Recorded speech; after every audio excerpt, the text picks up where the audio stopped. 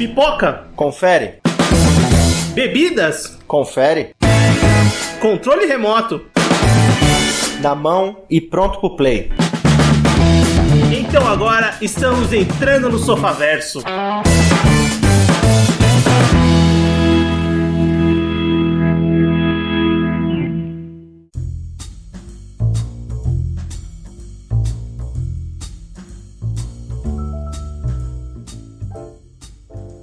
Muito bem, começando o Sofaverso de volta e hoje vamos falar de Twin Peaks. E hoje, pra gravar comigo, eu tô com o Everton. E agradeça a Twin Peaks pela sua série de TV favorita.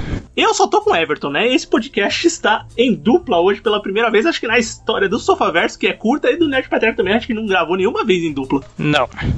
Mas não deixa de ser menos importante por causa disso, e na verdade ele é muito importante, como o Everton falou. Vamos falar de Twin Peaks, essa série que celebra 30 anos da sua estreia agora em 2020. E a gente vai falar um pouquinho do legado, da importância dela nesse tempo. E, enfim, é um episódio especial, né? Vamos dizer que é um episódio bem especial pra você ouvinte que conhece Twin Peaks, assistiu de alguma maneira, e também pra você que tem que conhecer. Eu não tô falando que você deveria conhecer, você tem que conhecer Twin Peaks. Com certeza. Como eu falei, sem ela ia ser muito difícil você ter... Imagina a sua série de TV favorita. Seria muito difícil ela ter existido se não existisse Twin Peaks. O Everton tem total razão. E bem, vamos conversar um pouquinho do porquê disso, né? Mas antes, vou fazer uma introdução rápida pra você que por acaso nunca ouviu falar de Twin Peaks. Twin Peaks é uma série que foi criada pelo David Lynch. Esse provavelmente você conhece, um cineasta dos mais famosos e excêntricos do cinema, com certeza. Ela foi criada pelo David Lynch e pelo Mark Frost. Ela teve a sua estreia no dia 8 de abril de 1990 no canal ABC e a sua primeira temporada teve 8 episódios. Essa introdução, antes de eu continuar, só falar rapidamente, acho que vale comentar como o podcast vai funcionar. Eu vou comentar o que a gente vai comentar da importância da série, mas a gente não vai ficar dissecando aqui episódio por episódio, porque Twin Peaks é uma coisa gigantesca de personagens, de história, de teorias, de muitas coisas que cercam ela. Então a gente vai falar um todo da série, mas logicamente trazendo bastante informação, curiosidades e também a nossa opinião sobre a série. Bem, como eu falei, né, ela tinha estreado em 1990 com uma temporada de 8 episódios. Posteriormente, em 1991, ela ganhou uma segunda temporada com 22 episódios. Em 1992, ela ganhou um filme chamado Fire Walk With Me. E em 2017, mais recentemente, ela ganhou uma terceira temporada chamada Twin Peaks The Returned, ou O Retorno, que teve 18 episódios e foi exibido pelo canal Showtime e com transmissão internacional pela Netflix, né? A Netflix distribuiu para o resto do mundo essa terceira temporada. Uma coisa também que a gente pode citar o filme, o Fire Walk With Me de 92, ele gerou o Twin Peaks The Missing Pieces, né, com uma compilação de cenas desse mesmo filme que foi lançado em 2014 pelo David Lynch. Isso é basicamente a produção audiovisual do Twin Peaks, né? Sim, e se você for para pensar, você olha assim, não é muita coisa. Mas se você for analisar em si essa produção, é muito mais do que séries gigantescas que existem, sabe? Que tem diversas temporadas. Só essa quantidade de coisas já gera muita teoria, já gera muita influência. É por isso que Twin Peaks também é um dos fatores que faz Twin Peaks ser uma série tão importante pra TV.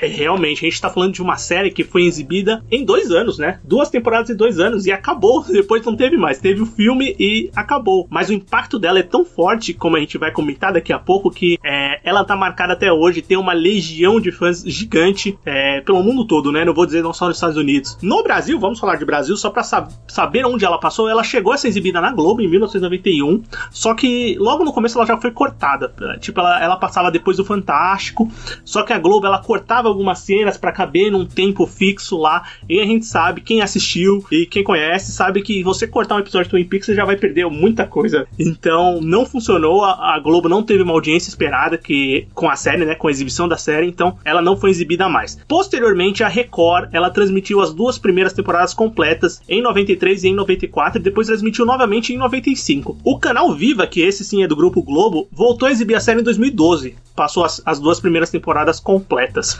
Isso foi a vida do Twin Peaks na televisão brasileira. Bem, como a gente comentou, o Twin Peaks é uma série muito importante e tal. Antes da gente entrar na importância da série e comentar um pouquinho disso tudo, eu quero saber, Everton, e posteriormente eu vou comentar o que você sentiu e o que Twin Peaks trouxe pra você quando você assistiu pela primeira vez. Eu assisti Twin Peaks antes da volta da terceira temporada, né? Então, mas não faz muito tempo, deve fazer uns 5, 6 anos. Que eu estava em busca de séries, ou séries sobrenaturais, ou alguma coisa assim. E eu vi em alguma lista o Twin Peaks, né? Não só em uma lista, diversas listas, né? E comecei a assistir, né? E, cara, é uma das coisas mais fantásticas que você pode ver, cara. Porque realmente é uma série muito boa. Me pegou desde o começo. Desde o começo eu gostei dos personagens, eu gostei do estilo da série. Principalmente no final, nas partes em que você vê o dedo do David Lynch, que é aquela parte que a gente chama de maluquice, né? Porque realmente ele é um diretor muito, muito excêntrico, então tem muitas coisas que você assiste e você fala, mano, isso é muito bizarro, mas ao mesmo tempo você se sente muito atraído. E a história realmente, quando você pega a primeira temporada, você é muito fisgado por ela, cara. Não tem como. Cara, eu assisti pela primeira vez o Twin Peaks pra gravar esse podcast, né? Então, os últimos, vamos dizer que meses, talvez 2 últimos meses, que a gente já tinha ideia que ia gravar esse episódio especial, eu tô consumindo tudo de Twin Peaks, então tô bem dentro, né, dessa maluquice que é essa série, maluquice genial, eu diria. Mas, cara, eu tive uma sensação muito positiva quando assisti a primeira vez. Eu não conheço a filmografia do David Lynch, por exemplo. Eu sempre soube que era um diretor que tinha uma visão totalmente diferente, tinha toda a estética lynchiana, né, que eles chamam, pros seus filmes, e eu não tinha contato com isso, eu nunca tinha assistido um filme dele. E quando eu assisti pela primeira vez Twin Peaks, eu fiquei viciado. Simplesmente, eu comecei a assistir, eu comecei a enxergar tudo que eu já tinha visto em muitas séries, mas quando você assiste, você sabe que aquilo é o primordial, né? Então, eu gostei muito da trama, dos personagens, de como é montado, das coisas surreais que são jogadas na sua cara sem você entender, mas mesmo assim você quer continuar assistindo pra saber porquê daquilo. Mesmo que não tenha explicação, porque posteriormente a gente vai descobrir isso, não tem explicação muitas coisas, mas tudo bem. Mas a série, ela tem uma estética muito própria, e por mais que isso tenha sido revisitado, ou modificado por outros produtores, né, outros autores, ela continua sendo uma série, eu acho que única, e nem toda série consegue isso, né, ter a sua própria identidade visual completa, né. Ter a própria mitologia, né, cara, ser capaz de influenciar outras séries, mas mesmo sem ser necessário ser copiada, né, só a influência em si, sabe. Total. Tem uma frase, eu tava lendo, logo quando foi sair a terceira temporada, eles fizeram muitas entrevistas, né, e a Laura Dern, que é uma atriz famosíssima, né? Ganhou agora recentemente o Oscar com a História de um Casamento, mas você deve conhecer de Star Wars, Jurassic Park, de outros filmes. Ela é uma amigaça do David Lynch de muito tempo e foi convidada para estrelar a terceira temporada, participou da terceira temporada, e ela fala uma frase muito interessante. Ela fala que ninguém que tenha visto Twin Peaks deixa de gravar isso na sua memória. Seja isso positivamente ou negativamente, né? Mas você vai lembrar de Twin Peaks se você já assistiu alguma vez. Com certeza. Bem, já que a gente falou o que a gente sente, mas a gente vai comentar mais durante a explicação, os comentários das temporadas, dos seus personagens, mas vamos começar conversando por que Twin Peaks é tão importante. Um pouquinho de história anterior, Twin Peaks, no final dos anos 90, a Warner pediu que o Lynch dirigisse uma biografia da Marilyn Monroe. Ela era baseada num livro chamado Goddess, do Anthony Summers, e, bem, o Lynch partiu para escrever esse roteiro, dirigir esse filme, com o Mark Frost escrevendo o roteiro. Acabou que o estúdio não seguiu com o projeto, enfim, esse projeto morreu. Só que o Lynch e Frost, eles se deram bem, né, nessa interação dessa dupla que vai criar posteriormente Twin Peaks, e eles pensaram num programa de TV, chamado Dakota do Norte. Inicialmente era esse o nome do programa. Da hora, tipo Dallas, tá ligado? Exatamente. E, bem, o programa não foi pra frente, acabou mudando de nome, e eles modificaram algumas peças, juntaram aquela ideia da direção da biografia da Marilyn Monroe, que na verdade pra eles ia ser um tanto diferente, com teorias conspiratórias, e trouxeram essa ideia da série que eles tinham, e a partir daí se criou a ideia do Twin Peaks. uma coisa muito importante pra gente colocar da época, o David Lynch já era um diretor renomado. Ele já tinha sido indicado 2 vezes ao Oscar de direção. Ele já tinha tido sucesso. O Eraserhead foi indicado, o Homem-Elefante foi indicado, o Veludo Azul já era um filme de sucesso de 1986. E não era nada normal um diretor de sucesso sair do cinema e fazer TV. Esse é um dos primeiros pontos, né, cara, que faz com que o Twin Peaks seja hoje uma influência gigante, né? Porque observa hoje em dia quanto que tem de diretor que é renomado no cinema que começou a trabalhar para TV também. Com certeza. Então, essa migração do cinema para TV não era normal naquela época ainda. E, na verdade, o cinema era visto como o primeiro escalão da arte audiovisual e a TV era segundo, era só diversão, era um passatempo. Eles não viam a TV e o formato de séries como uma coisa artística, né? E a junção do David Leitch, que era esse cara genial do cinema, com o Mark Frost, que era um cara que entendia da TV, ele era coautor de muitos episódios de uma série de sucesso que era Hill Street Blues, que passava ali, era uma série policial, que era passada em Nova York ali, era bem o caso da semana, eu acho, o caso do episódio, né? E esse é um dos pontos principais do Twin Peaks em si, da diferença dele, é porque a TV em si, naquela época, ela era bombardeada por essas séries de casos da semana, de coisas que acontecem apenas no único capítulo e resolve no próprio capítulo. Twin Peaks não, Twin Peaks é uma investigação contínua, é aquele cliffhanger que você assiste na maioria das séries hoje em dia, entendeu? Esse é um dos pontos principais. E o que o David Lynch ele pensava muito era o que? Nesse caso da semana, as vítimas em si, elas não tinham personalidade, as famílias das vítimas não mostravam a tristeza delas, não mostrava o que era perder uma pessoa, era só mais um número. E isso era uma coisa que ele entendia que, isso não é o certo, sabe? E é o que realmente você vê em Twin Peaks, é isso. É a humanização da Laura Palmer, da vítima naquela cidade, o que influencia em cada pessoa e o que as pessoas conheciam dela e que não era mostrado, sabe? É isso que torna Twin Peaks muito importante naquela época. Porque se for pra ver eu tava vendo a lista do M de 1989, do ano antes, né? Tinha uma série chamada L.A. Law, que é uma série de advogado, Beauty and the Beast, aquela do Ron Perlman, tá ligado? China Beach, que é uma série do Vietnã, 30 Something, que é um drama lá com as pessoas de 30 e tantos anos, da vida das pessoas de 30 e tantos anos, e o Wise Guy, que era tipo um agente secreto. Então você vê, era bem tipo um esquema daquela série de casos da semana, sabe? E por isso que Twin Peaks realmente é tão importante pra TV, sabe? E talvez séries tão moldadas na mesma fórmula que, tipo, eu particularmente não conheço nenhuma delas. Só conheço Beauty and Beast. As outras são séries que eu nunca ouvi falar, pra falar a verdade. Eu também não. Talvez algum série maníaco queira me bater agora, mas enfim, eu realmente não lembro dessa série. Se alguma tiver muita importância, por favor, nos avise. Mas isso também é uma diferença, trazer esse frescor, essa coisa diferente da junção do mundo do cinema com o mundo de alguém que escrevia a TV e conhecia como fazer uma narrativa de certa forma linear, né? Vamos dizer assim, o David Lynch veio com sua ideia surrealista, sua mistura dos sonhos, a sua forma de trabalhar, que ele gosta muito de dizer que o cinema dele é aquela pintura que você vê que é inanimada, ele transforma aquela pintura na tela em algo que se movimenta. E isso é muito a ideia dele. E você pega o David Lynch, que é esse cara do surreal, do fantasioso, do inexplicável, e coloca o Mark Frost, que é um cara que trabalhava com roteiro linear, certinho, do que ia acontecer. E a junção disso pode dar muito errado, como pode dar muito certo, que é o caso de Twin Peaks. Então, Twin Peaks, quando ele saiu em 1990, ele era uma mistura de novela, que tinha muito na época. Então, isso que é um ponto. Ele criticava a TV em si, mas o que ele fez, o que é tão legal, ele colocou todos os aspectos da TV na época no Twin Peaks, ou seja, tem uma novela, ele tem um aspecto de novela, e durante a série tem uma novela que todos os personagens vão assistindo, que é a Invitation to Love lá.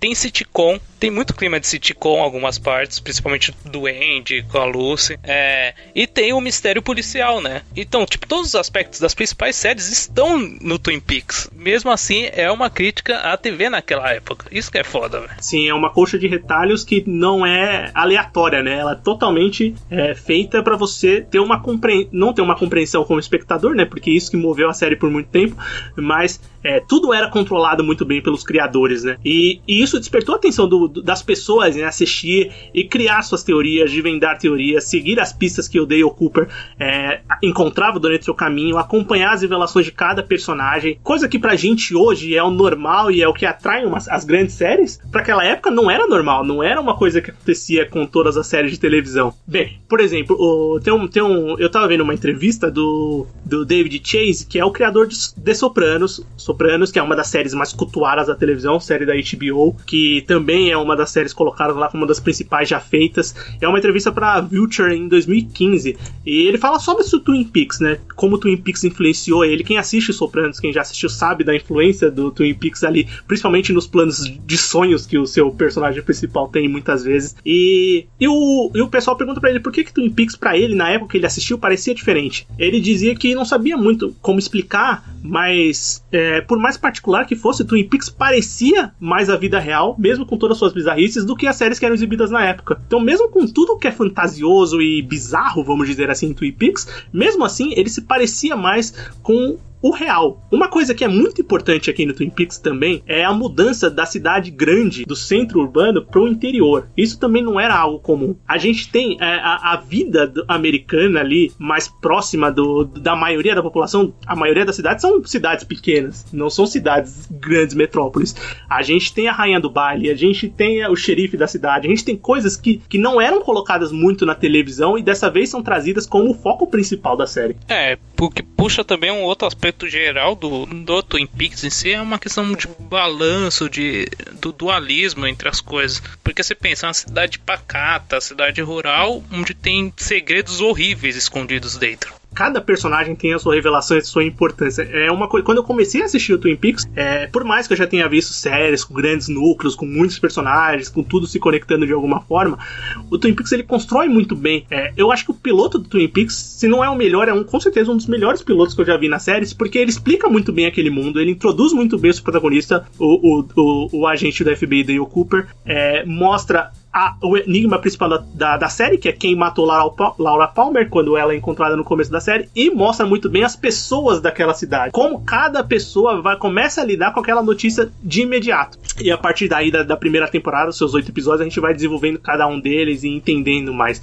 Mas, bem, tem uma entrevista também do Mark Frost que eu acho que é bem interessante, que, como a gente falou, o Twin Peaks, apesar de curta, ela tem uma legião de fãs muito grande, né? Muitas pessoas consideram a melhor série, ou tem ela com algum carinho, né, guardado e revisitam de tempos em tempos. Eles perguntaram por que ele acha que o Twin Peaks é tão especial para as pessoas. A entrevista do Hugh Mag de 2018 é um site e revista americano. Bem, ele enumera 4 razões para isso acontecer. A primeira, a série precisa ter personagens com quais o público se preocupa. Em Twin Peaks tem vários. Tem vários. E tem também vários que você odeia, e que virou comum, tá ligado? Todas as séries realmente. Atualmente, você pensa pra ver as principais séries, você tem personagens que todo mundo odeia e todo mundo gosta, sabe? Sim, parece óbvio, né? Ele falando aqui, mas às vezes não era tão óbvio na época que ela foi construída. Quer ver um exemplo? Por exemplo, Breaking Bad. O principal, o Walter White, ele é um vilão. Ele é o cara que... É a construção do vilão, né? É a construção do vilão. Mas, pô, até o último capítulo você se importa muito com ele, cara. É verdade, totalmente. Totalmente. É a construção do vilão, mas você se importa com ele. Isso é importante. Número 2 que ele coloca. Você precisa ter uma história que puxe pra frente e intrigue o telespectador. Sim, e isso entra um outro ponto, que é o que deixou o David Lynch puto e fez ele sair da segunda temporada, né? É a questão de ter o mistério, existe um mistério, mas não quer dizer que precisa da conclusão do mistério. Não precisa falar quem matou a Laura Palmer. O mistério em si é a história. Uhum. Isso é inconcebível, principalmente nos anos 90, ali, final dos anos 80, começo dos anos 90 pra essa série. Era uma coisa, tipo, não tem como, você tem que revelar. Tanto que a gente vai ter os acontecimentos que vão mudar muito o que vai acontecer na segunda temporada. Número 3 que o Mark Frost fala você precisa ter um ambiente único e com voz própria. Twin Peaks é Twin Peaks. É só Twin Peaks, não tem outra coisa parecida com Twin Peaks em si, sabe? Com certeza. Tipo, Twin Peaks é um personagem, né? Todos os personagens que estão ali, ele constrói o ambiente de Twin Peaks. Se você tirar aquelas pessoas dali, não é mais o mesmo lugar, né? Com certeza. E o outro ponto que ele coloca é que o show, ele tem que criar um sentimento na pessoa. Pode ser de humor, pode ser terror, pode ser raiva, qualquer coisa. Você tem que criar um sentimento. E tudo isso misturado, vai todos os outros seres e o sentimento que você proporciona pro telespectador, numa série boa, ela proporciona vários tipos de sentimento, vão fazer com que o show seja especial, e Twin Peaks, na visão dele, é especial por causa disso. Bem, os 8 primeiros episódios, a gente vai comentar as duas temporadas, assim, meio que juntas. Quem assistiu sabe que tem uma continuação muito importante da primeira. Porque elas saíram, né? Como elas saíram um ano em seguida, né? Temporadas, um em 90 e outra em 91, então, tipo, tá na mesma época, né? No mesmo zeitgeist lá da época, né? Sim, total. Então a gente vai comentar mais ou menos as duas juntas, assim, revelando. Não vamos, como eu falei, não vamos dissecar aqui, mas a gente vai se juntar uma coisa com a outra. Se tá falando da primeira, vai passar pra segunda, entendo que é importante e é um raciocínio contínuo. Então, os primeiros 8 episódios, a primeira temporada, ela vai mostrar o agente Cooper lá, chegando em Twin Peaks, o agente do FBI, né, pra começar a trabalhar nesse caso da Laura Palmer, que foi encontrada lá no começo da série pelo pescador Pete, e a partir daí ele vai começar a conhecer os habitantes da cidade, vai começar a entender como aquela cidade funciona, todo o passado que tem de alguns personagens, e a primeira temporada é basicamente isso, né, é ele indo atrás das pistas para tentar desvendar o crime e a interação dele com os outros habitantes, né? A partir daí vão sendo criadas outras tramas. Bem, o agente Dale Cooper é vivido pelo Kyle MacLachlan. Eu sempre fico em dúvida de falar o nome dele. Eu também, não sei falar não. Chamei de Kyle. Vamos chamar ele de Kyle. Mas é um ator que já era rosto conhecido do David Lynch, né? Ele já tinha trabalhado com o David Lynch na adaptação de Duna e... Não, a adaptação que vai sair agora do Denis Villeneuve não é a primeira adaptação de Duna, desse clássico da ficção científica. Ele já tinha se adaptado pelo Lynch em 1984. Em 1986 ele tinha sido protagonista do seu filme Veludo Azul. E aqui ele é convidado para viver o agente Dale Cooper, que é o nosso guia nesse mundo louco de Twin Peaks. E agora eu quero conversar. Everton, qual é o papel e como você enxerga o Dale Cooper na série e a importância dele como personagem? Você gosta dele? Ele é o melhor agente do FBI que você já viu em alguma série? Cara, o Dale Cooper, desde o primeiro episódio você ama ele, cara, porque ele é muito legal. Ele é um personagem que, tipo, você gosta dele de cara, velho, do jeito dele, da maneira intuitiva que ele age. Realmente, ele é um personagem tão carismático que você não consegue desejar o mal pra ele, tá ligado? Eu tenho um vídeo no YouTube que é muito interessante no canal chamado Twin Perfect, que é um vídeo que o cara... o nome do vídeo... O vídeo principal dele é Twin Peaks Really Explained, ou seja, Twin Peaks realmente explicado. Onde o cara faz uma tese de 4 horas e meia, velho. Falando sobre Twin Peaks, falando sobre o que ele entendeu da simbologia, dos personagens e tal. E ele usa uma simbologia pro Dale Cooper que é interessante, que o Dale Cooper representa a própria audiência em si do Twin Peaks. Porque ele é aquele cara que está vendo aquilo, que está investigando, que recebe as pistas, onde ele no vídeo ele interpreta como o café que ele toma. Sempre quando ele toma um café, ele depois já fala alguma coisa que ele tá... É verdade. Que ele tá pensando.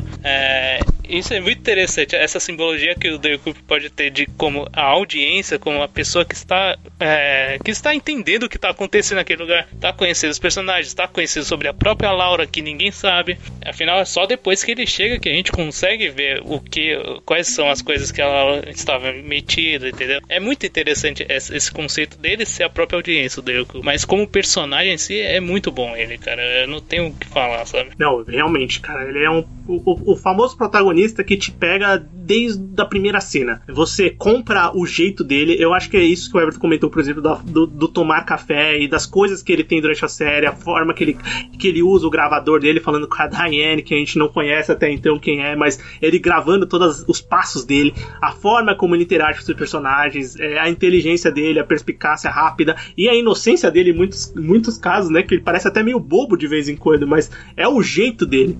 A forma que o personagem é criada é uma forma única. Você não consegue ver... uma coisa que eu acho importante. Quando você vê um personagem e fala assim, pô, esse personagem parece tal. Isso não é desmérito, mas você está comparando com algum personagem que você assistiu.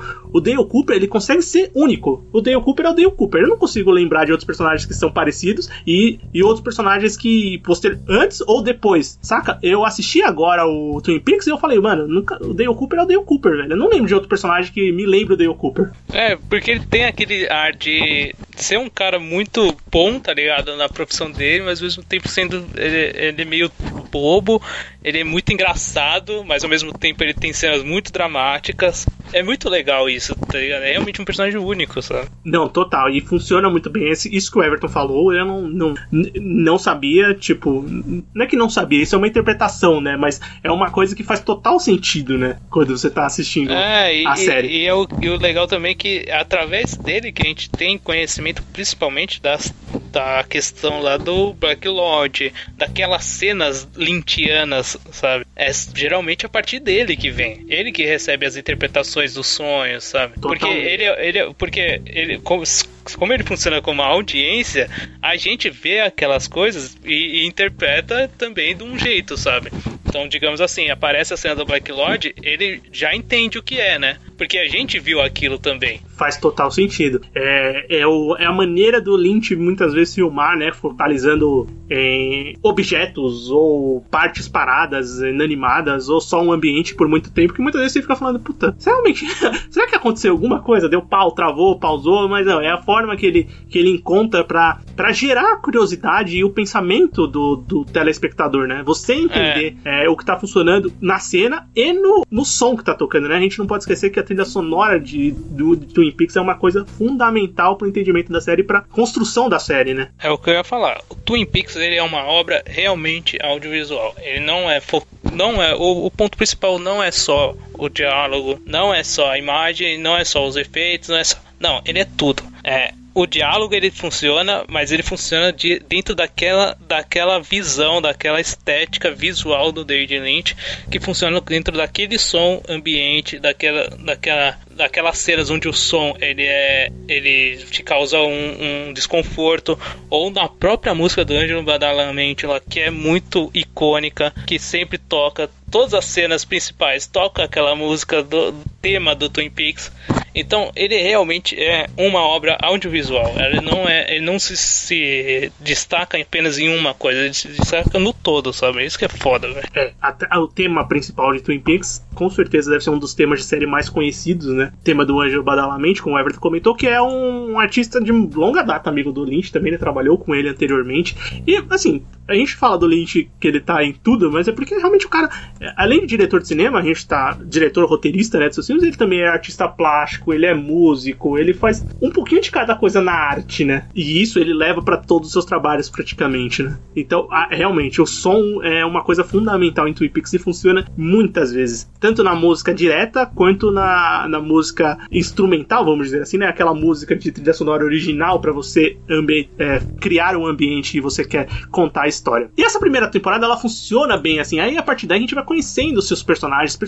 Tem muitos personagens que vão aparecer nas duas primeiras temporadas, que são importantes durante toda a temporada. O primeiro contato do agente da FBI quando chega na cidade é o departamento de polícia, né? Dos xerifes, né? O Twin Peaks Sheriff's Department, que aparece aquela fachada muitas e muitas vezes durante a série também no The Return, né? Sim. Então a gente tem o xerife principal, que é o Harry Truman, que é vivido pelo Michael Ontikian, que é o xerife da cidade, né? Que vai auxiliar o principal amigo e auxiliar do Dale Cooper ali na investigação, né? Do assassinato da Laura Palmer. Também ali a gente tem o Tommy Hawk, que é o vice-xerife do departamento de polícia, que é um nativo americano que também vai ter sua importância muito durante a série, e é o personagem que acho que do departamento da polícia que eu mais gosto, que é o cara que vai pra ação, né? Pra mim também. A primeira e a segunda temporada é o cara que resolve a parada. É o verdadeiro policial lá, tá ligado? É verdade, ele é o verdadeiro policial, né? Ele salva a pele deles em um momento, enfim, ele é um personagem muito legal.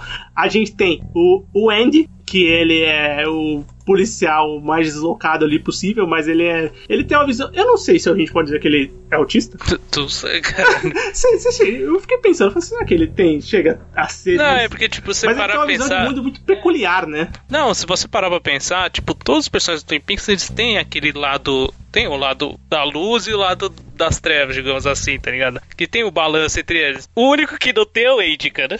Ele é a mesma coisa desde o começo ao fim. Ele é muito bom, entendeu? Ele é um personagem muito bom, que não vê a maldade em muita coisa. E o jeito dele atrapalhado, muitas vezes, parece que ele tá desconexo da realidade, né? Ele tá longe. Ao mesmo tempo ele ajuda também. E ao mesmo tempo ele consegue sacar coisas que ninguém tá vendo. Então ele tem uma visão diferente, com certeza, do que tudo tá acontecendo, mas é um personagem muito interessante. E também tem a Lucy, que é a recepcionista do departamento de xerifes lá de Twin Peaks. E esses personagens, eles vão aparecer durante toda a série. Ele é o núcleo principal ali do departamento de polícia da cidade, que vão criar laços e amizades com o Dale Cooper, que eu acho que isso é uma coisa muito interessante.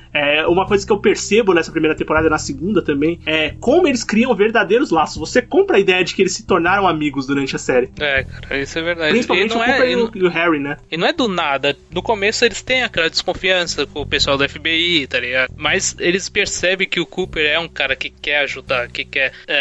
e tanto que eles compram até a maneira bizarra de investigação do Cooper, sabe? Isso que é legal. A partir daí eles percebem que ele é uma pessoa boa e que está tentando fazer alguma coisa. Tanto que na própria série eles têm lá o Hulk e o Truman, eles têm aquele grupo lá, aquele clube lá exclusivo deles. E tipo, na primeira temporada, eu acho, eles já levam o Cooper pra lá. São os meninos de Bookhouse, ou The Bookhouse Boys, eu acho. Exatamente. Que falam na série. Mas, enfim, é um grupo, né? É um grupo de amizade desde que eles eram jovens, né? E levar o personagem pra lá é um demonstrativo realmente que ele faz parte daquela família. E é muito interessante, porque pra um agente que veio de uma cidade grande, que veio de outra realidade, ficar ali na cidade e interagir dessa maneira com eles, criar esse laço, é muito bem construído na série. Que não é a mesma coisa que acontece com todos. Outros agentes do FBI vão aparecer. Vai aparecer o Albert, que é outro agente importante ali. Acho que logo no segundo, terceiro capítulo ele já aparece, né? Por aí. Que é medido pelo Miguel Ferrer, que é um especialista forense, né? Que vai fazer algumas investigações do corpo da Laura. E ele é um cara tipicamente preconceituoso com as pessoas do interior. Ele trata mal, ele faz piada o tempo inteiro. E ele cria inimizade num primeiro momento com todos ali da cidade, né? Mas é um personagem muito importante pra série. Depois ele vai aparecer outras vezes. Aparece bastante na terceira temporada. E outro agente que aparece, ele aparece na primeira temporada, agora eu não lembro, que é o Gordon Cole, que é vivido pelo David Leitch, que também é um supervisor do Dale Cooper, é um cara que tem um cargo alto no FBI, também ele aparece ali de vez em quando, que é o David Leitch fazendo uma pontinha na sua própria série, né? A série que tem que desvendar o mistério de quem matou a Laura Palmer, tem a família Palmer, que é outro núcleo. Sim, núcleos de famílias tem vários. Tem os Palmers, tem os Hayward, tem os Horn. Acho que esses são os três principais. Não sei se o Briggs... Tem os Briggs também, mas eles estão ali, né? Não sei se chegam a ser os principais. E tem o núcleo da serraneria também, dos Martel e da Jessie. Da Josie, desculpa, que também é importante. Mas, bem, só citando rapidamente, a Laura Palmer é quem morre no começo da série, e tem o pai dela, o Leonard Palmer, e a Sarah Palmer, que é a mãe dela. Então, esses são os personagens familiares dela na série. E, posteriormente, vai aparecer uma prima, que é a Maddie, que é idêntica a Laura Palmer, que aí a partir daí você já fala, caralho, como pode, né? E ela aparece só na segunda temporada, se eu não me engano, né? Só na segunda temporada. A Maddie só aparece na segunda temporada. Os Hayward são outra família importante que a gente é apresentado pela primeira vez pela Donna, que é uma das colegas de classe da Laura Palmer, é a melhor amiga da Laura Palmer. E a partir daí tem o doutor, o William Hayward, que é o médico da cidade, que é pai do Mark Frost também, e ele tá ali participando da série. Tem a mãe dela, que é a Ellen Hayward, e tem duas irmãs que aparecem, sei lá, 2 capítulos rapidamente e, tipo, não são importantes pra história. Importante, de fato, é a Donna. A outra família importante que também é introduzida nessa parte, logo no começo que todo mundo se descobre que a Laura morreu, tem ali a Donna, tem a Audrey Horne, que é outra família importante, é uma família rica lá da cidade, né? Dona do hotel, né? Que é dona do hotel, a família que é dona do hotel, e tem o empreendimento, os Ghost Woods lá, que eles vão fazer alguma coisa que nunca fica muito claro na tela o que é aquilo, né? Mostra que tem duas coisas muito interessantes.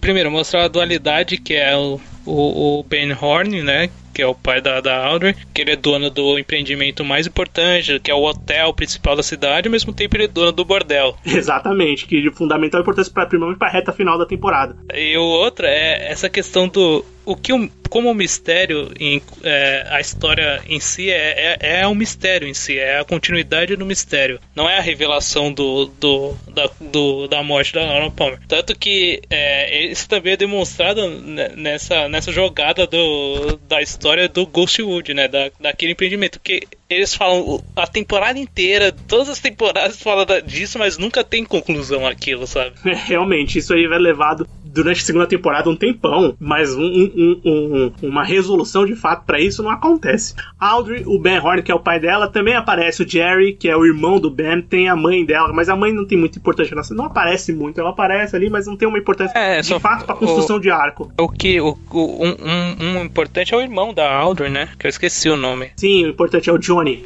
que é o filho dela que tem deficiência mental, né? Ele tem problemas. E qual a importância dele é que a tutora dele era a Laura Palmer, né? Cara, exatamente. Isso é uma coisa muito importante em Twin Peaks, nesses primeiros capítulos da primeira temporada. As pessoas da cidade, elas são apresentadas a partir da relação que elas têm com a Laura. Sim. Isso é muito importante, porque não adianta eu apresentar os personagens se não tem uma conexão de fato com a linha condutora da história, que é o assassinato da Laura Palmer. E a série é construída muito bem nisso, por isso que eu fiquei muito encantado quando eu comecei a assistir pela primeira vez, porque tudo é apresentado em função da Laura. Todo mundo tem alguma coisa com a Laura, e o telespectador começa a criar na sua cabeça como a Laura vivia, o que ela fazia, que relação ela tinha com as pessoas, e a partir daí tudo vai mudando de acordo com as descobertas que a gente vai fazendo durante a temporada.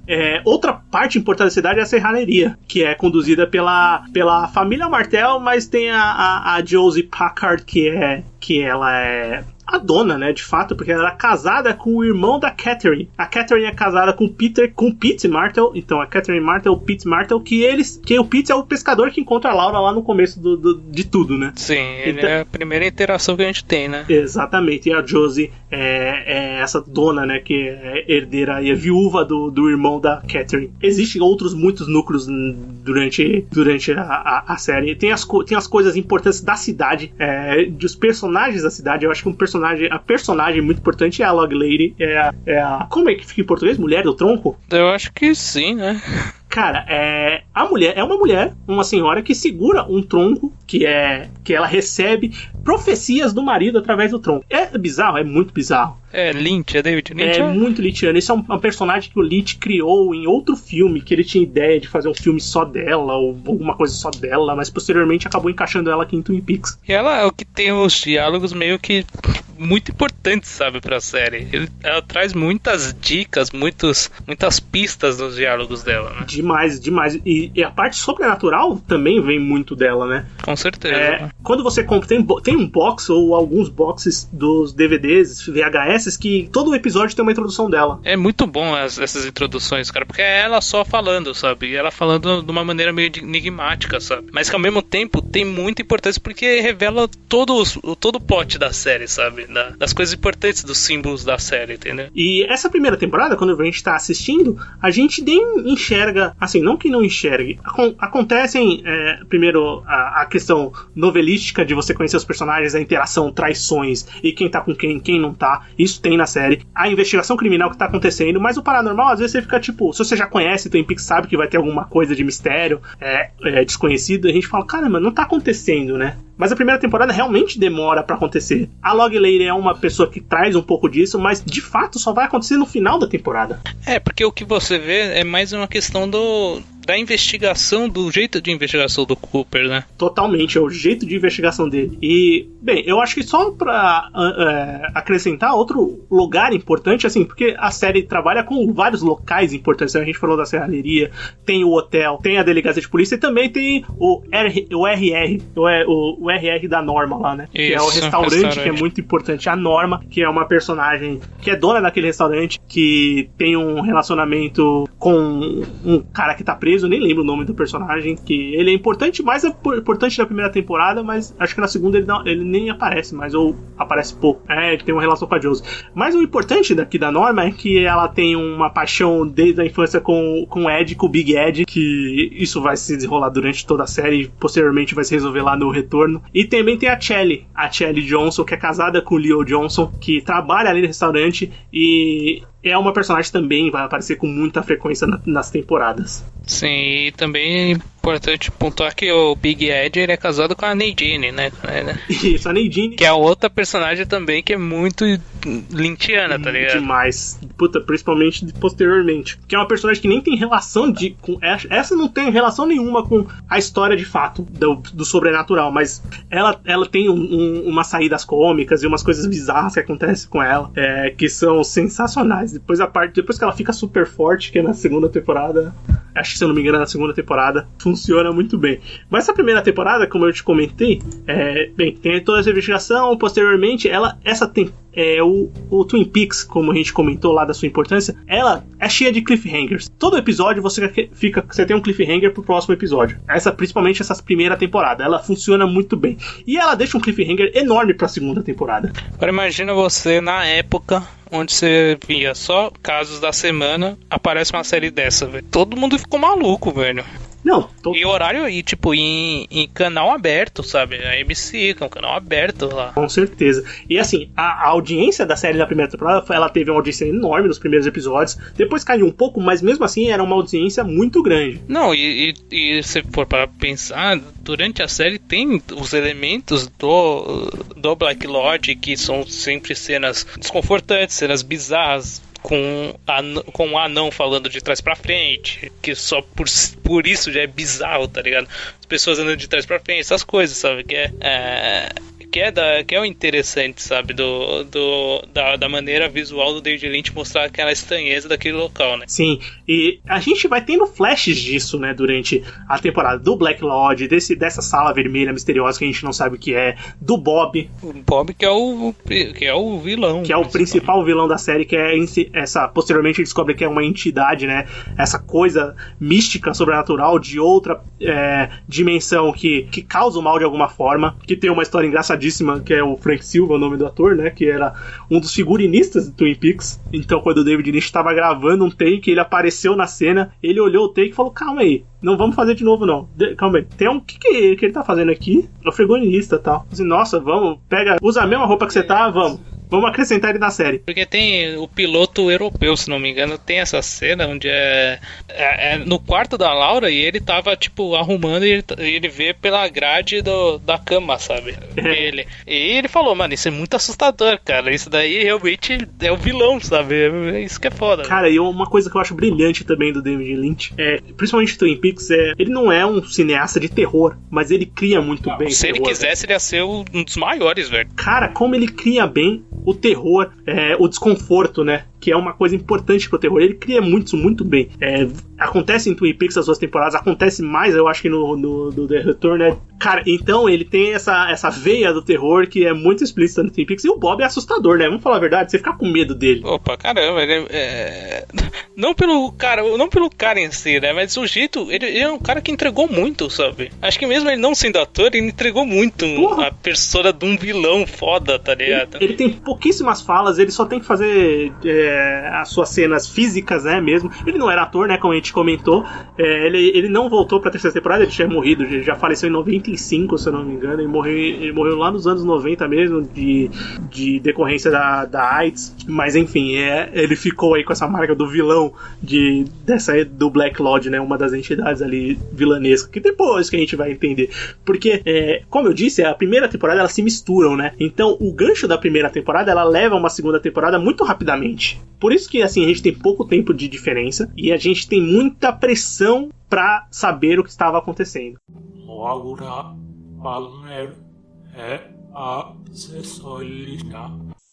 Esse formato que Twin Peaks também inovou nessa coisa de séries curtas. Não era o padrão fazer séries de uma temporada de 8 episódios. As temporadas eram longas, porque elas não tinham uma história contínua. E você já ter 8 episódios de uma série sem ter revelado o mistério era uma coisa inconcebível. Então, quando se iniciou a segunda temporada, a pressão para revelar o mistério de quem matou Laura Palmer era enorme. O Leach, ele só vai trabalhar, ele só dirige o primeiro, o segundo e o 22º episódios da segunda temporada. E o Mark Frost, ele escreve alguns episódios, poucos. O Leach e o Mark Frost, eles só escrevem, os dois juntos, o primeiro episódio da temporada. O Harley Payton é o cara que escreve a maioria dos episódios, né? Ele era um dos produtores da primeira temporada e ele é o que escreve a maioria dos episódios da segunda temporada. Então a segunda temporada, quem assiste Twin Peaks, e uma coisa consensual em quem assiste, ou então tem muitos fãs que falam, é que a segunda temporada é ruim. Eu não acho ruim. Eu acho ruim em certos aspectos. Exato, tem arcos que são muito ruins, são muito chatos. Mas uma coisa que é muito perceptível quando você está assistindo é que tem alguma coisa mudou na produção da série a partir de um ponto. Sim, se você vai assistir a série até o capítulo 8, se não me engano, que é quando é revelado o verdadeiro assassino da Laura, que foi devido à pressão realmente dos produtores, a pressão do canal, a pressão dos fãs, foi pressão de todos os lados, que era pra revelar quem matou a Laura Palmer, né? E a partir daí acabou o mistério. Concluiu o Twin Peaks lá, porque a ideia do Twin Peaks era o quê? Era essa questão, era o mistério em volta da morte da Laura Palmer. Ao mostrar o assassino, concluíram isso, sabe? Concluiu esse mistério. Você fica aqui que eles vão fazer agora, né? Exatamente. A partir daí, vem capítulos realmente que vem uma outra série em si. Tanto tipo assim, do 10º capítulo até o 21º, eu acho que, tipo, até o 20º, eu acho, se você pode assistir meio não prestando mais tanta atenção, porque não tem nada importante. O que vai ter importante mesmo é os últimos capítulos, cara. Por exemplo, não vai ter nada que te faça conectar com a terceira temporada, que é comandada 100% pelo Lynch e pelo Mark Frost. Exatamente. Não tem nada, tipo 0%. É uma coisa... Só os capítulos do próprio Lynch. Só os capítulos do Lynch, exatamente, é o que você precisa assistir. Então, quando você tem essa revelação, aliás, essa primeira... Eu digo que a primeira temporada vai até o capítulo 8 da segunda, porque ela funciona muito bem, é muito bem conduzida, o capítulo de revelação é muito bom, cara, é um dos melhores capítulos da série também pra mim, eu gosto muito, mas essa pressão existia, tem várias, tem uma história do Gorbachev, já escutou essa história? Essa é ótima, cara. Que chegou uns executivos da ABC lá e falaram assim, ó, Lit, você tem que falar o final, velho. Porque falaram que o Bush... Não, o Gorbachev ligou pro... Os caras falaram assim, não, é porque o assessor do presidente tava perguntando, tal. Aí eles falaram, não, como assim, cara? Não, o Bush tava perguntando. Aí depois eles conseguiram, de alguma forma, falar com o assessor do Bush. Falou, não, cara, não é o Bush que queria saber, é o Gorbachev que ligou pro Bush pra perguntar, velho. Porque era muito, muito viciante o negócio, era muita curiosidade. Diziam que a rainha também, né, Elizabeth, que tá no poder até hoje, ela perdia jantares oficiais da realeza pra assistir Twin Peaks. Coisas que a gente escutou, por exemplo, o Obama falava que era viciado lá e pedia os capítulos de House of Cards e True Detective lá na primeira temporada. Talvez isso seja verdade, isso que acontece. E tem uma história também dos canais alemães, você já viu essa? Não. Essa é bem legal. Tipo, tinha um canal alemão, um dos maiores da Alemanha na época, acho que lá... Mas isso foi em 1993, 94, quando a série chegou por lá. Que ele exibia o Twin Peaks. Ele tava dando muita audiência. Só que a série já tinha sido revelado quem era o assassino da Laura Palmer. Então, um canal rival, ele divulgou num jornal nacional, tipo deles, quem tinha matado a Laura Palmer. Então, acabou a audiência do Twin Peaks a partir daquele momento. Os caras ferraram com o canal por causa disso. Então, pra você ver a importância da série, do tamanho que uma série pode chegar, a partir dessas anedotas, dessas coisas que acontecem. Tem que ser muito filha da puta, Não, né? os caras foram muito filha da puta. Puta que pariu, velho. Impressionante. E a segunda temporada, se você for parar pra ver, tipo, ela tem alguns elementos muito legais. Por exemplo, eu acho a edição do Window World, eu acho muito legal. Eu acho legal a edição dele, mas não funciona na maioria dos capítulos. Eu não gosto da condução dele, entendeu? Eu acho que a apresentação dele é legal, só que eu acho que eles conduziram errado até voltar na mão do Lynch. Nos últimos capítulos, você entendeu? Por exemplo, a parte do James, você pode acelerar essa parte. Se você for assistir Twin Peaks, segunda temporada. Literalmente não compensa, é horrível o arco e não serve pra nada, literalmente, você pode passar, sabe? O James é um dos personagens mais chatos desde a primeira temporada. Ele era o namorado da Laura Palmer, né? Acho que a gente nem comentou ali quando ele comentou dos principais núcleos, porque realmente eu acho que é esquecível. Segunda temporada, então, não assistam a parte dele. A dona também, ela quer, durante a temporada, dá a entender que ela quer seguir os passos da Laura, então ela vai tentar uma investigação por ela mesma, que a gente conhece outros personagens também, né? E a segunda temporada, como eu falei, a primeira parte, esses 8 primeiros episódios, é a revelação, né, do mistério de quem matou quem matou a Laura Palmer. Vamos falar quem matou a Laura Palmer? Eu acho que não é mais tão mistério, não. Se jogar na internet, você acha, né? Quem matou Laura Palmer é o pai da Laura Palmer, né? O Leland Palmer, que ele é possuído pelo espírito Bob, né? Do Black Lodge. E possuído dessa entidade, ele acaba matando ela num ataque de fúria, enfim. Depois isso vai ser explicado mais pra frente. A gente descobre que é ele a partir do 8º capítulo, que é quando ele mata a Maid, que é a prima da Laura que apareceu na segunda temporada. É a partir daí que a gente linka e fala, pô, não, realmente foi ele, então. Ele é o assassino, ele é o que matou a Laura. E a partir daí a série vai, como o Everton comentou, vai ter a introdução do Wendell Earl, que é um personagem que ele era um agente da FBI, era o companheiro do Cooper, né? E eles têm um histórico, um passado juntos, aconteceu alguma coisa, o Earl chegou a ser internado num sanatório, ele, enfim, teve problemas, e depois ele foge e vai atrás do Cooper, né? Nesse jogo de gato e rato, esse jogo de xadrez, né? Como é bem mostrado na série entre os dois. Mas a segunda temporada, a partir do final mesmo, o Earl é muito importante pra explicar o Black Lodge e o White Lodge. Sim. Ele é muito importante pra isso. Uhum. Ele é o que mais explica, né? Tipo, de uma maneira que você entende, sabe? O que ele quer dizer com aquilo. Com certeza. E assim, a gente pode fazer um podcast só falando da mitologia do White Lodge, do Black Lodge e de tudo que envolve, mas só tem que saber que são dimensões muito maiores que o planetinha Terra que a gente vive, né? Dimensões paralelas com entidades do bem e entidades do mal. A dualidade, que é muito importante aqui em Twin Peaks, que vai ser exemplificada por muitas coisas aqui na série. Então tem esses dois espaços, tem a Sala Vermelha, que é um...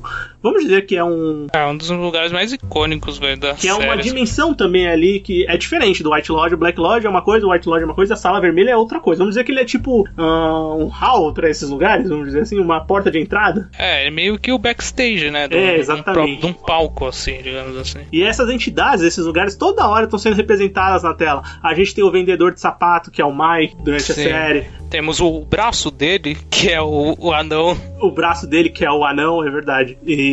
O gigante, que é, na série é chamado de The Fireman, bombeiro, sim, acho que seria a tradução. É o gigante. Que ele vai aparecer no começo da segunda temporada, que aí que vão começar a se introduzir essas coisas, né? Então o gigante também é um personagem importante. Enfim, tem muitos personagens. Vai ter a Judy, mas a Judy vai ser explicada só lá na frente. A partir do Fire Walk With Me, né? E depois do retorno.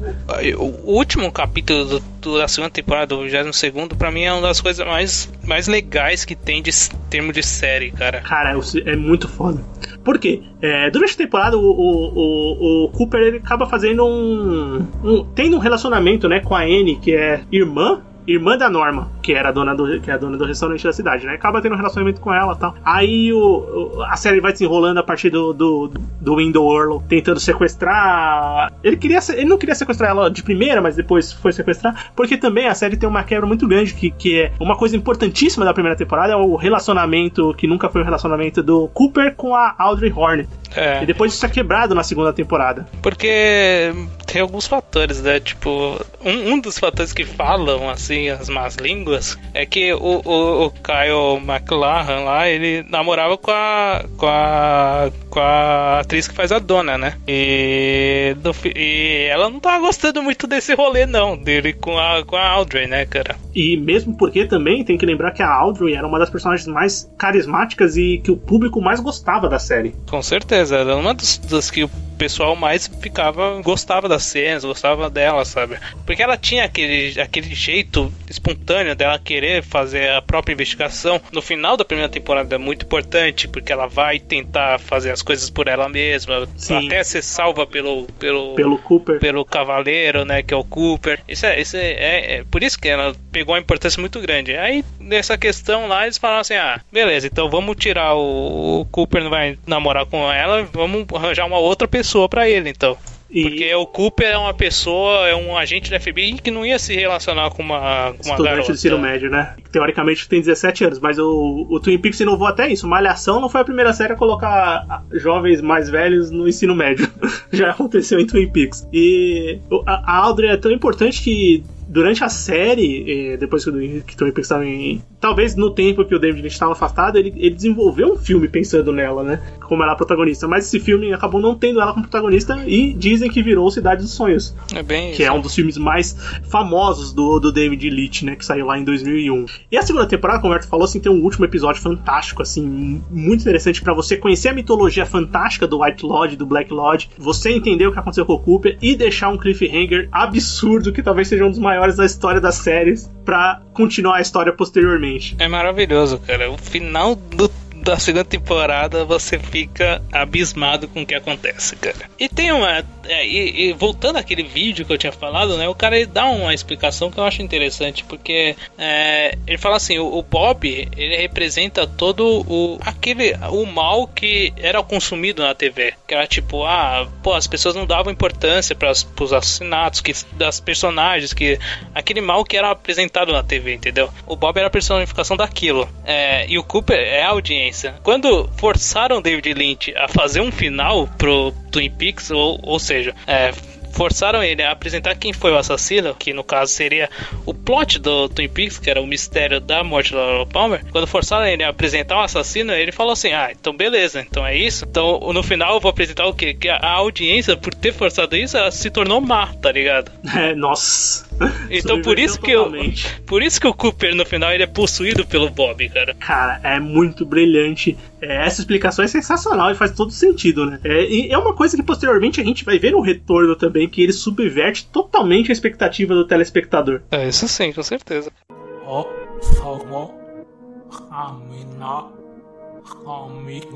Bem, vamos dizer que o gancho principal da segunda temporada é que o agente Cooper, ele foi possuído, né, pelo Bob, pela entidade maligna, né? E eu imagino quem assistia na época e teve essa virada e não teve mais respostas, cara. Ele falou, caralho, velho, e agora? O cara deve ter ficado louco. Porque, velho, assim, é uma série que não tava dando...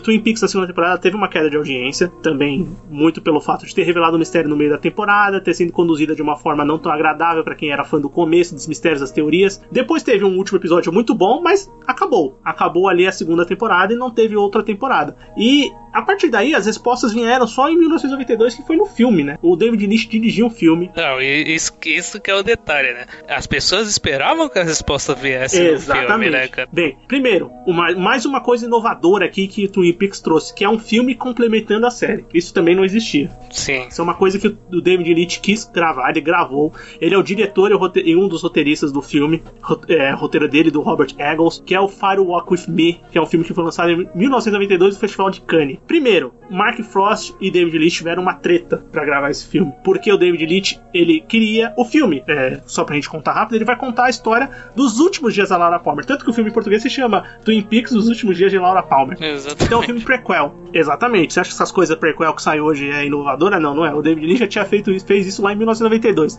Então é um filme prequel que vai contar esses últimos dias da Laura Palmer. A gente vai conhecer melhor a sua personagem principal, né, vivida pela Cheryl Lee, que foi mostrada na série só em flashback, só pelo pensamento, imaginação e lembrança dos outros personagens. Agora ela vai realmente protagonizar o filme inteiro. Então, a primeira treta que aconteceu de fato, tiveram outras, mas bem, essa é a principal pro começo do filme, é que o David Lynch, ele queria contar essa história prequel, né, queria contar essa história dos últimos dias da Laura Palmer antes de não continuar, não fazer uma continuação direta daquele final impactante. E o Mark Frost queria, assim, continuar a história. Ele queria contar mais história a partir do final da segunda temporada. Bem, tanto que aconteceu que a queda de braço, o David Lynch ganhou. O Mark Frost não roteirizou, não trabalhou nesse segundo filme. Então o David Lynch trabalhou sozinho nesse filme, que foi lançado no Festival de Cannes. E na época ele foi massacrado pela crítica.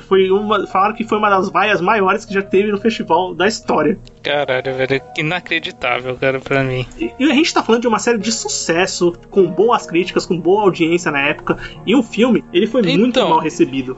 Não, honestamente, levando em consideração, é porque se você assiste a série, se você assiste o filme, a terceira temporada, beleza, o filme ele ganha uma proporção pra mim muito grande, sabe, ele é muito importante, mas se você assistir só o filme, pra mim ele não é ruim, tá ligado? Eu também não considero um filme ruim, mas eu acho que a bagagem de Twin Peaks conta muito, lógico que conta certeza, totalmente, né? Faz totalmente a diferença. E E, bem, o filme não foi muito bem recebido na época, mas posteriormente, revisitando o filme, muitos dos mesmos críticos que falaram mal na época começaram a elogiar o filme. E hoje o filme é visto como cult, como um ótimo filme, excelente, enriquecedor pra história, isso ele é de fato. É um filme que vai tratar muito, muito bem, até hoje dizem, né, que é um dos melhores filmes pra tratar sobre um abuso prolongado, né, de traumas sexuais, com mulheres. Esse filme ele é pesadíssimo, ele não é um filme leve, cara. Você assiste, você fica meio forte. Mal depois, mas ele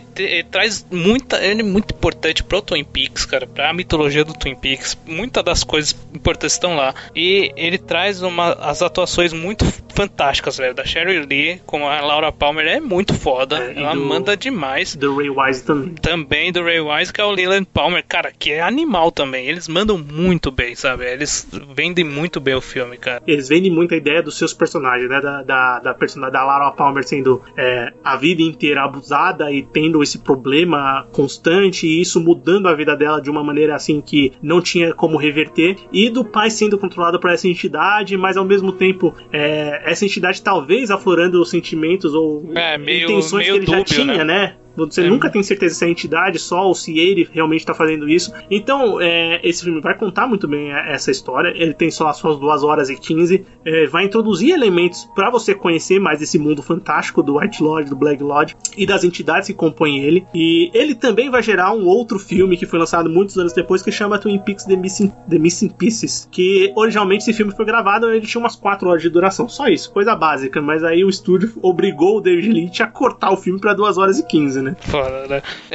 O filme ele é legal porque a primeira meia hora não aparece a Laura Palmer. Exatamente, a primeira hora não aparece o Cher Desmond e o outro investigador que eu esqueci o nome. O Sam, alguma coisa. Isso, Sam Stilling, uma coisa assim, que é vivido pelo Keith Sunderland. E é a investigação deles, investigando a morte da Teresa Banks, que foi citada no primeiro capítulo do Twin Peaks como sendo a primeira vítima naquelas circunstâncias parecidas com a da Laura, né?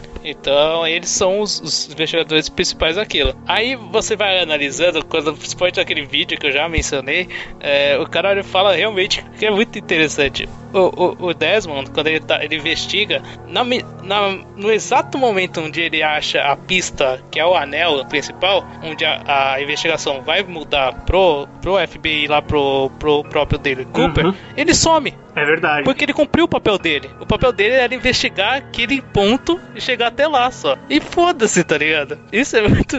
Isso visualmente acontece, tá ligado? Exatamente. Fica uma tela preta e ele some. Aí volta já o Cooper entrando, sabe? Que vai começar, nesse caso, a investigação posterior, que é a da Laura Palmer. Mesmo antes do assassinato dela, sabe? Tanto que isso daí é bem refletido numa parte que o Cooper fala com o Albert e fala, o próximo vai ser também com uma garota loira, não sei o que. Puta, é verdade. É foda isso.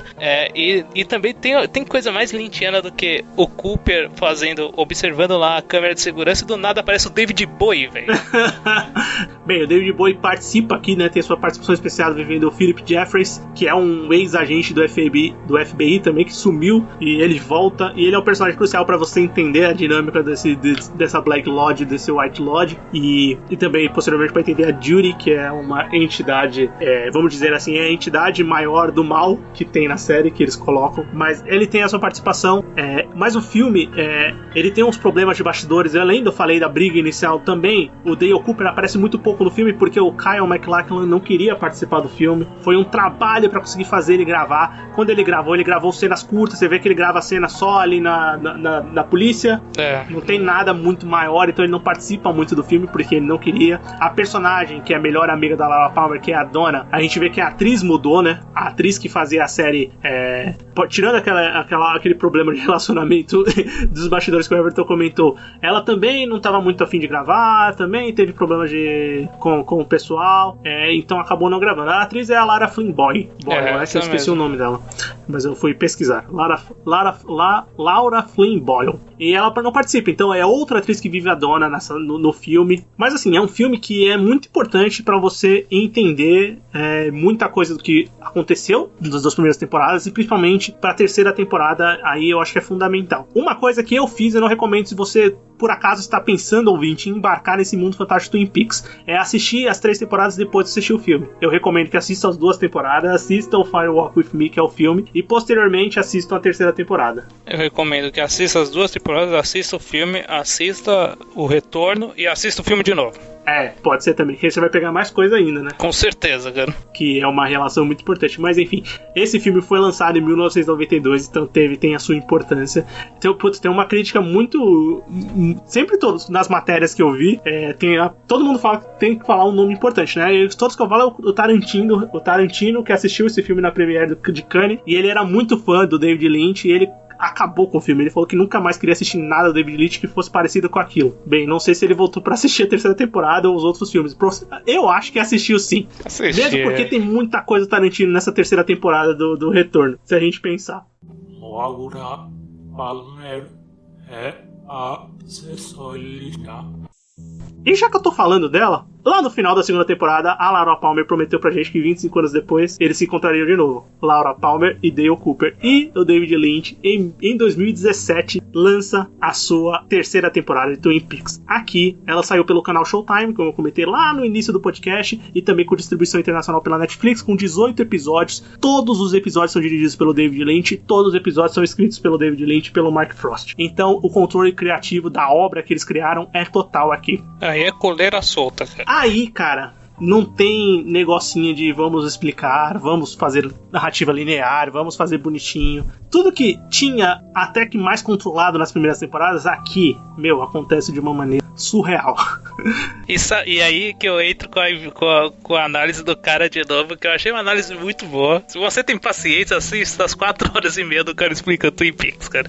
Depois de assistir tudo, claro, né? Que ele fala o seguinte, que se você parar pra ver, a série, a primeira parte, as 2 primeiras temporadas, ela pegou o zeitgeist da época mesmo, sabe? Do que passava, tanto que tem os aspectos da sitcom, os aspectos da novela, do drama policial e tal. Pega a temporada atual, é a mesma coisa também. Ela tem o zeitgeist da época. A violência visual extrema, tá ligado?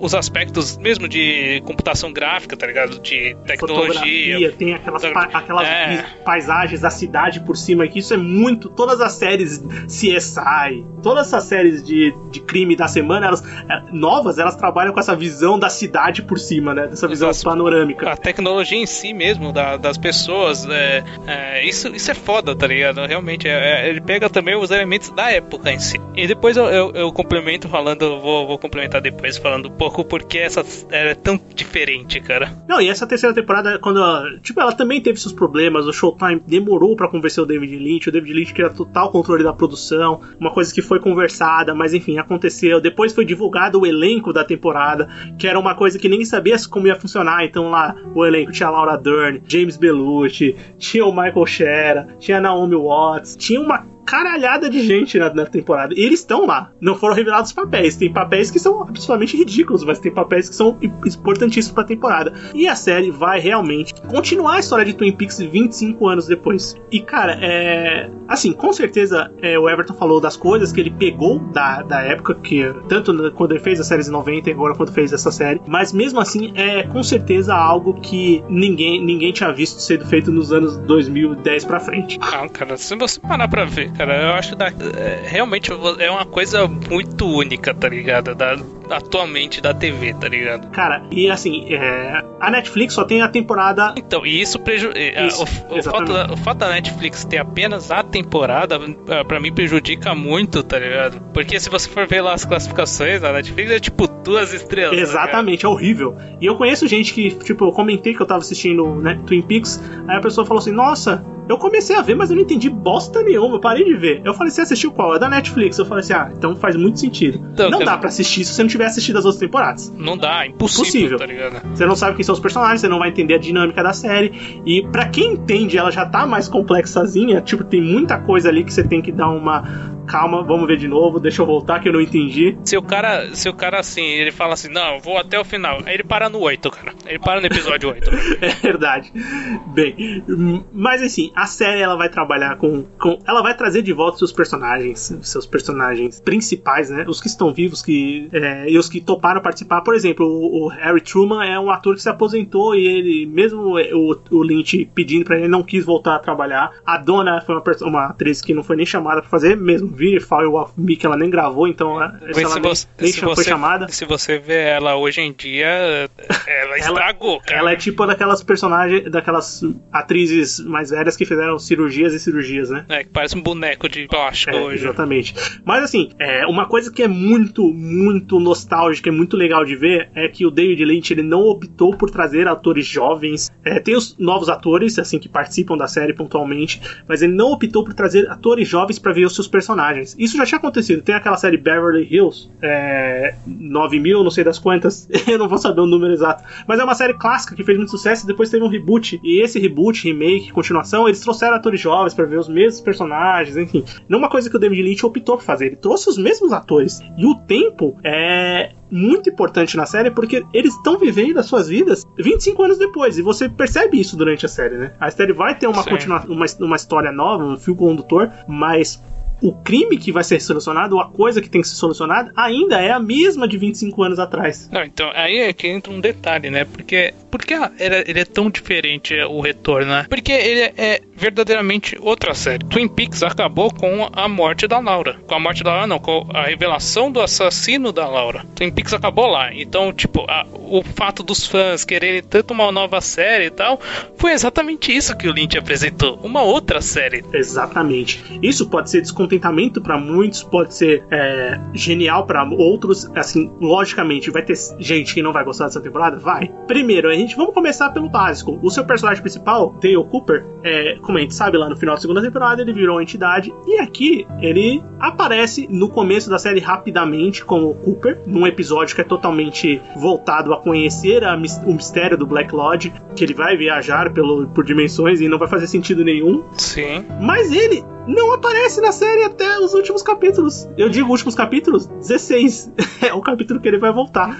Então, é uma desconstrução total de você esperar pra ver aquele rosto conhecido, seu personagem principal, aquele agente que você era tão apegado, e ele não vai aparecer. Se você quisesse uma coisa padrão, seria o quê? O Dale Cooper volta do Black Lodge e vai atrás do doppelganger dele lá, que tá possuído pelo Bob, pra impedir ele, né? Só que não acontece. Só que não acontece isso. O que acontece? O doppelganger, ele vai caminhando, ele vai fazendo as próprias ações dele, criando um novo mistério, que era pra audiência ficar realmente querer saber o que vai acontecer com ele e tal. Ele atrás da Judy lá, ele cria o próprio mistério dele, ao mesmo tempo que uma outra versão do Dale Cooper é encarnada no Doug Jones, que é um cara que, tipo, aleatório, sabe?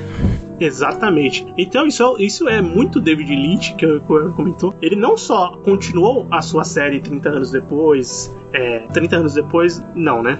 25 anos depois, ele não só continuou a sua história 25 anos depois, como ele também criou alguma coisa nova 30 anos depois, com a mesma série. Isso não é fácil fazer. Você completa uma história, mas mesmo assim você cria algo novo que pode ser lembrado e baseado para outras coisas que vão ser construídas posteriormente. E eu acho que quando a gente estava comentando da dualidade durante as temporadas, a série se chama Twin Peaks, não é à toa, né? Essa terceira temporada, ela deixa tudo isso muito mais evidente, né? A gente tem o fio condutor da série, que são os dois Coopers. Um é o Sr. C, que é a versão ruim dele. O outro é o Doug, que é o Cooper catatônico durante toda a série. Ele é um bebê, ele é uma criança, ele não fala direito, ele só repete algumas palavras, ele não anda direito, ele não come direito, ele não faz nada sozinho direito. Só que ele é a bondade pura, né? Exatamente, essa que é a diferença. Enquanto o Dale Cooper, o Mr. C lá que eles chamam, né? Se eu não me engano. O Sr. C, isso mesmo. Ele é o Cooper possuído pelo Bob, a versão má dele, ou seja, a audiência que queria aquela resolução da morte da Laura, ou seja, voltar aquele molde da TV antiga, sabe? Ele tá lá. é exatamente o que queriam, sabe? Tanto que ele tá lá, ele mostra o mistério dele, você vai ficando curioso com aquilo. Ao mesmo tempo, o Cooper, o Doug, na versão do Doug Jones, ele é vazio. Por quê? Porque as pessoas não estão interessadas em ver uma pessoa com aspectos bondosos, sabe? Que só tá feliz por tá tomando um café, por tá comendo uma torta, tá ligado? Exatamente. As coisas que o Cooper era viciado, né? Adorava, né? Mas faz todo sentido mesmo, isso que você falou. Cara, esse cara é esperto. Mano, esse cara, eu acho que ele deve ter assistido umas 1000 vezes, cara. Porra, velho, várias vezes. E, cara, isso é muito importante, né? Porque a série vai mostrando o tempo todo essa dualidade. É uma coisa que eu acho que é muito importante, principalmente pra quem é fã da série. Como eu falei, trouxe os personagens antigos, trouxe os atores pra viver novamente uma nova história. Cada momento, cada episódio que vai aparecendo um personagem novo, você fala, caramba, olha ele agora, como ele tá, envelheceu muito, envelheceu pouco, tá legal, não tá legal. Mas assim, todos eles trazem algum tipo de emoção diferente. Você se identifica, você lembra e você compra a ideia que eles estão ali.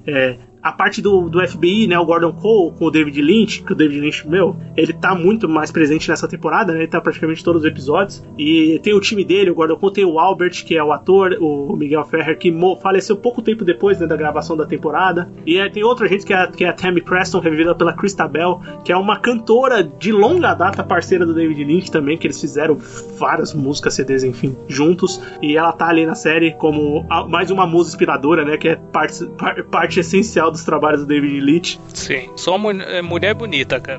O negócio dele tá é esse. Atrás, cara. É isso que o negócio dele é esse, e deixa isso claro desde o começo, né, das séries e dos seus filmes, né? Quem conhece sua filmografia sabe disso. E eles estão ali solucionando caminhos, se conectando cada vez mais a essa história sobrenatural que não era tão forte pra eles, mas aqui no retorno vai ser evidente. E quando vai aparecendo os outros personagens, aí vai pra Twin Peaks, vai aparecendo os personagens de Twin Peaks, aparece o Hawk, que agora ele ainda é um subchefe, porque ainda tem o xerife principal, que é o Harry, mas como o ator não foi principal, não quis participar, colocaram outro Harry lá, o Robert Foster, que também não morreu muito tempo depois, né? Não, ele morreu recentemente, na verdade. Ele morreu, é verdade, ele gravou El Camino ainda do Breaking Bad, é verdade. E dizem que o David Lynch tinha a ideia do Robert Foster ser o ator desde o começo do original, é que ele não conseguiu por agenda na época, aí colocaram o outro ator, que não é muito bom ator, né, mas ele funciona. Ele só aquele ator básico, né? Robert Foster é um puta de um ator. E ele tá ali no lugar do Harry, mas toda hora estão conectando com o Harry. Só pra comentar, o Hulk é muito, quando você olha o Hulk, você fica tão feliz, cara. Porque é ele, tipo, é o mesmo cara, ele tá igualzinho, ele só tá com o cabelo platinado, cara. Exatamente, não mudou nada, velho. O Andy, ele é o mesmo cara, só que com a barriga agora proveniente da idade, né? A Lucy não mudou quase nada também. Também não, cara. É muito legal você ver os personagens. O núcleo ali, eles funcionam da mesma forma, né? O Andy e a Lucy são casados há muito tempo, ele tem as brincadeiras agora com a história. A gente vai entendendo um pouquinho do que aconteceu nesses 25 anos. O Hulk tem uma interação muito importante com a Log Lady durante a temporada, que é uma das mais bonitas, né? O capítulo em si da despedida dela, cara, é foda, é muito bom, cara. O diálogo que ela faz com o Hulk é muito bom, cara. Que é a Catherine Coulson, né? Que é o nome da atriz, se eu não me engano. Sim. E ela tava com câncer durante as gravações da temporada, ela tava assim, realmente, eu acho que ela já tinha até recebido o diagnóstico paliativo, né? De que ela tinha X tempo pra vir a falecer, né? Mas ela gravou a série, fez a sua despedida especial na série que ela trabalhou, né? Que ela se dedicou durante a vida. E aqui tem uma despedida digna pra ela, muito bonita na série, uma importância que ela continua tendo nessa temporada. Então, essa temporada ela vai ser uma temporada muito de despedidas, de nostalgia, de você lembrar as coisas. O David Lynch, por mais que ele trabalhe com uma loucura e com um surrealismo que é próprio dele, ele também deixa o espaço pra você colocar suas homenagens e celebrar o seu universo criado. Eu acho que isso é muito importante pro retorno. Com certeza, é a questão do balanço mesmo, né? À medida que você tem coisas ruins, negativas, você também tem que também apresenta coisas positivas, sabe? E a temporada ela vai seguindo a partir disso, né? Como o Everett falou, já tem um capítulo 8 que é... O capítulo 8 do retorno, ele é o capítulo que vai contar a história do nascimento do Bob. Vamos dizer assim. É um dos capítulos mais importantes da série. Não só o nascimento do Bob, muita coisa é explicada naquele capítulo. Né? Porque ele vai mostrar lá o experimento da bomba atômica em 1945, né? E vamos dizer que a partir desse cruzamento a gente teve o nascimento do Bob. Na verdade é o surgimento da Judy, que que gerou o mal, que no caso é o Bob, né? E posteriormente vai ter o gigante, né? O Fireman. Que seria a parte contrária, digamos assim. Exatamente. Seria a parte bondosa, boa, né? Que gera a Laura Palmer, né? Que sempre era, vamos dizer que ela é... E a série, ela dá a entender nessa parte que ela ela é uma escolhida, né? Desde sempre pra combater esse mal. Enfim, isso que a gente tá falando parece muito simples, mas você não tem ideia de como isso é mostrado em tela. A experiência, eu recomendo que você assista esse capítulo ou com fone de ouvido ou com um som muito bom. Pra você se sentir com dor de cabeça pra caralho, tá ligado? Porque esse é um capítulo que, quando você chegar no museu de arte moderna, ele podia estar sendo exibido, assim. Ele é uma obra de arte de alguma forma. Seja ela positiva, que você goste nessas obras modernas ou não, né? Mas é uma peça artística com certeza absoluta. Com certeza, cara. Isso é foda, velho. Os simbolismos, tudo que ele usa durante o capítulo é muito, muito marcante, né? Sei lá, é muito diferente do que qualquer coisa que você já tenha visto. Ele é diferente, ele é desconfortante, ele é assustador. Cara, as entidades que ele cria nessa temporada, que são as entidades malignas, que são praticamente mendigos. Não, é os Woodsman. Esses caras, eles aparecem no filme, né, de 92. Aparece, mas aqueles aparecem bem mais, né? É meio que pra demonstrar a influência deles, sabe? Essa é a ideia. Porque se você for parar pra pensar, pra analisar, o que é que eles fazem assim que eles chegam? Eles procuram o fogo, né? E eles vão pro rádio, né? Pra difundir através da mídia, difundir a maldade, tá ligado? Nossa, muito, muito verdade. Faz total sentido. E é assustadora a cena do cara no rádio. Cara, esses caras são muito assustadores durante toda a temporada. E são os caras que aparecem ali quando precisa agir com o Senhor C, que é a parte mal do Cooper, né? Durante a série. O Bob, né? No caso, a gente entende que é o Bob, né, cara? Em si, né? Sim, é o Bob, né? Mas enfim, esse capítulo 8 ele é um pouquinho descolado do resto da série. Tem o Nine Inch... Se você gosta de Nine Inch Nails, tem os caras tocando no meio do episódio. Sim. Essa temporada do Retorno, ela tem artistas performando durante os finais, né? Tem muitas bandas que eu desconheço, são artistas indies, sei lá, ou qualquer convidados amigos do David Lynch, mas de rostos conhecidos tem o Nine Inch Nails, tem o Ed Vedder também no capítulo. E as letras fazem sentido com o que tá acontecendo no capítulo. Exatamente, faz muito verdade, tem relação mesmo. E depois a gente tem a continuação, a história é bem contada, a gente vai ter as interações, você fica esperando o Doug voltar, né? Voltar seu Cooper, quando ele volta seu Cooper, a gente tem a resolução da série e a gente tem o final, né? O final entregue de Twin Peaks. Antes de entrar no final, acho que tem uma cena que eu acho que é muito importante dessa terceira temporada do Retorno, é a cena em que aparece o David Lynch de verdade, tá ligado? Que é um episódio onde o Gordon Cole, ele tava contando um sonho que ele teve, que ele fala que ele não conseguiu ver o Cooper, mas que ele tava falando com a Mônica Bellucci, e a Mônica Bellucci de verdade, cara. Por quê? Porque falam isso, tipo, interpretam isso, que é o David Lynch falando com a Mônica Bellucci de verdade, e sim, digamos, na nossa realidade. Porque eles estão falando num café que é do lado de um lugar onde tinha uma exposição de arte do David Lynch. E ele fala assim, não, eu me vi mais velho, depois me vi mais novo, tal. Então, tipo, mano, é muito bizarro isso. É uma coisa que você não imagina que aconteceria num capítulo, tá ligado? Não mesmo. Eu falei do elenco que tinha sido anunciado, né? E a Laura Dern, que como eu comentei, ela é uma personagem muito importante na série, que é a Diane. A Diane, a famosa Diane, que o Cooper sempre conversou com o seu gravador. Conversava, né? E gravava os seus áudios nas 2 primeiras temporadas. Ela, enfim, é mostrada aqui nessa temporada e é vivida pela Laura Dern. Que é importantíssima na temporada, né? Porque no final ela é uma parte chave pro final, pro desenrolar do final, né? Exatamente. Eu acho que um personagem que eu não comentei na primeira temporada, no começo da série, que aqui ele tem sua importância apesar de não aparecer, é o Major Briggs, né? Sim. Porque assim, o Major Briggs, ele tem com certeza, ele é parte chave da série, só que na segunda temporada eles exploraram meio errado ele, porque eles usaram aquela questão lá do Projeto Blue Book e tal, que é meio que uma coisa que eles jogaram, tem que ter um mistério, vamos colocar nele, sabe? Não era bem o propósito dele, sabe? Mas acho que o Leech consertou isso, pegou isso e consertou posteriormente. Consertou, né? Não, isso conserta depois. Ele linkou as coisas pra funcionar de alguma forma, né? E nessa temporada, o crime inicial que acontece é o corpo do Major Briggs sendo encontrado, e posteriormente vai ter a resolução, e ele vai um cara importante do conhecimento do Black Lodge, do Projeto Blue Book e também da Rosa Azul, né? Do Blue Holes. Que é uns casos que são comandados pelo Gordon Cole, que ele direciona seus agentes pra fazer isso, que são esses mistérios que ninguém consegue resolver, né? É o que ele explica lá na série, pelo menos é o que ele explica. E a gente tem a resolução, que é aquela resolução que não vai te dar todas as respostas, que você vai ficar pensando, que você vai ficar teorizando, mas é o que o Leech entregou, né? Tanto que é interessante, se você... Os 2 últimos capítulos, tem muita gente que fala que dá pra você assistir sincronizado, tá? Eu vi no YouTube. Faz sentido. Por parte que eu vi, pelo menos, faz sentido. Porque falam que o capítulo 17 seria uma interpretação do Mark Frost pro final. Que é uma coisa mais, digamos assim, o confronto realmente, sabe? Não é tão pausado, assim, é uma coisa mais rápida, sabe? E o capítulo 18 seria a interpretação do David Lynch pro final. Que é uma coisa muito mais pausada, muito mais parada e tal. Mas o David Lynch chegou a falar já em entrevista que é balela isso aí, que nos não fizeram pensando nisso. Eu acho que também não, tá ligado? Tipo, mas... sei lá.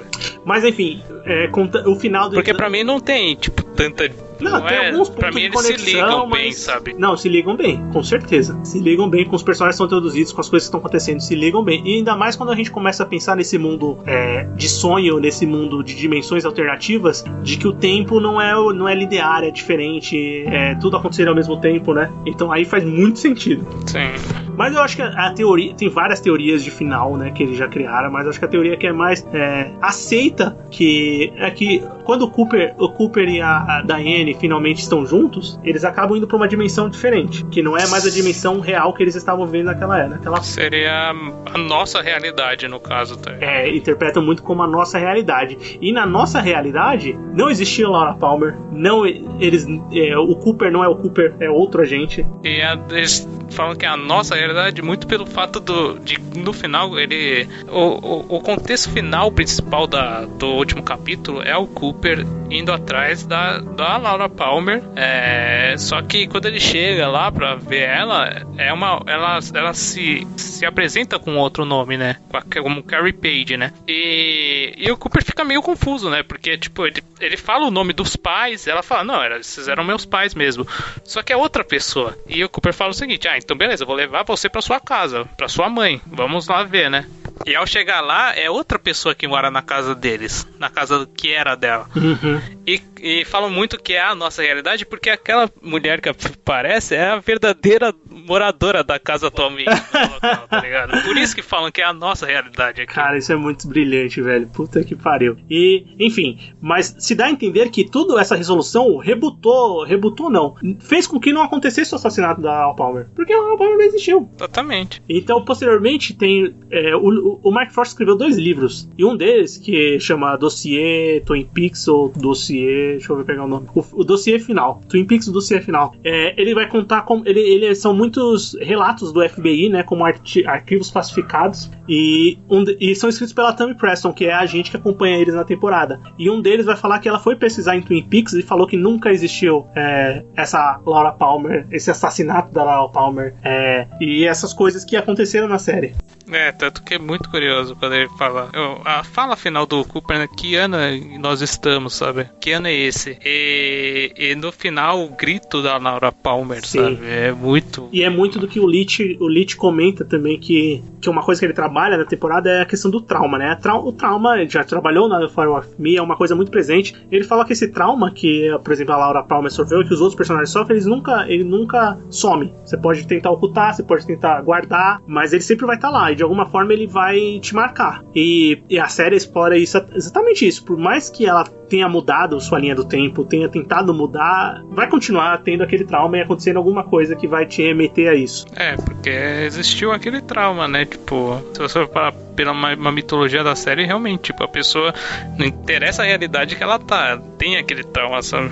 Mas se você parar pra entender, tipo, como metalinguagem, assim, nós, como telespectadores, a gente sabe da história da Laura Palmer. Exatamente. E mesmo, tipo, vendo ela falando que não é a Laura Palmer, a gente, pra nós, ela é. Então, os traumas que a gente carrega é os traumas que ela vai carregar, tá ligado? Por isso que é aquele grito no final, tá ligado? Que é um grito desesperador. E, cara, depois que você assiste o retorno, cada um pode ter sua interpretação. Vão ter várias interpretações. É exatamente isso que sempre o Leach quer. Que você interprete, você não tem as respostas concretas, que você interprete da sua maneira. Porque a partir do momento que você tem todas as respostas, eu acho que você perde o sentido de ter criado uma jornada, né? Diversas entrevistas do Lynch, ele fala que essa pressão pela conclusão, pra ele, é a pior coisa que pode ter, cara. Que é o que estraga muito as coisas. Porque pra ele a questão da jornada em si, do próprio mistério, é o que é o importante, é o que tem que ser visto, sabe? E bem, a gente poderia comentar muito mais coisas aqui sobre Twin Peaks, né? A gente falou muito da importância da série. Vamos começar, só um gancho de cabeça. Séries que tem uma cidade bucólica no interior, que tem um assassinato que tem que ser resolvido. The Killing, True Detective. Isso nunca existiria se não fosse o David Leitch. Vamos lá, Riverdale, uma série que tem mistério. Você é ouvinte jovem, ou se você não é ouvinte do Sofaverso, mas Riverdale nunca existiria se não fosse Twin Peaks. Mistérios que tem que ser resolvidos ou tipo que vão seguindo com a trama. Arquivo X nunca tinha existido. Lost nunca tinha existido. Lost sem chance nenhuma. Arquivo X esse que tem o Mother. E tem o David Duchovny, né, cara? Que tá em Twin Peaks, né? Que eu acho que eu não tenho essa pesquisa, mas provavelmente o Twin Peaks deve ser a primeira série que lidou com a transexualidade em TV aberta, assim, em horário nobre, com certeza absoluta. Eu acho que não deve ter aparecido nenhuma outra série anteriormente. Cara, daquele jeito, daquele que é, tipo, jeito natural, velho. Que é o personagem a Denise, né, que vive que não é tipo, não é fazendo chacota nem nada, cara. Não, e volta, aparece de novo no retorno, é muito, muito legal.